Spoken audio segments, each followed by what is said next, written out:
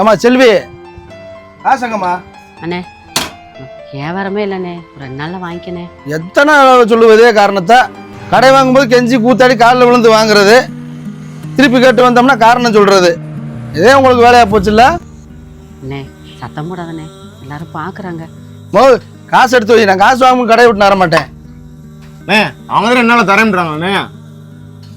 என்ன ரோசாரத்துக்கு வர்ற என்ன? ஏய் காசை நீ கட்டி வை. அப்ப எவ்வளோ தரணும்? 2000 தரணும். இந்த அப்படியே அவங்க ஆசை. பொம்பளைன்னு காசை தூக்கி நீட்டிடுறாங்க. ஏதாவது பேசணும்னு பேசாத. கூட பிறந்தாதே அக்கான்னு இல்லை, கூட பிறக்காடி எனக்கு அவங்க அக்காதே. அதே காசை வாங்கிட்டுல இடத்த காலி பண்ணியா? நாட்டில் கொள்ள வேறு இப்படி இருப்பியான். பொம்பளைன்னு தூக்கி வேமாத்தறியான். இதே ஆம்பளை இவங்களே வரசில் வச்சுக்கிறீங்க. தம்பி பிள்ளைங்களுக்கு ஃபீஸ் கட்டணும் தான் நான் வாங்கினேன். கட்டினவன் சரியா இருந்தேன். இந்த மாதிரி ஆள்கள்லாம் பேச்சு கேட்கணும் எனக்கு தேவையா? ஐயா ஒரு 2 நாள் கழிச்சு நான் கொடுத்துட்றேன்யா. சரிக்கா பாருங்க. ஊரா முட்டைக்கு ஊராட்சி மாவு செலவழித்தான் நீங்க.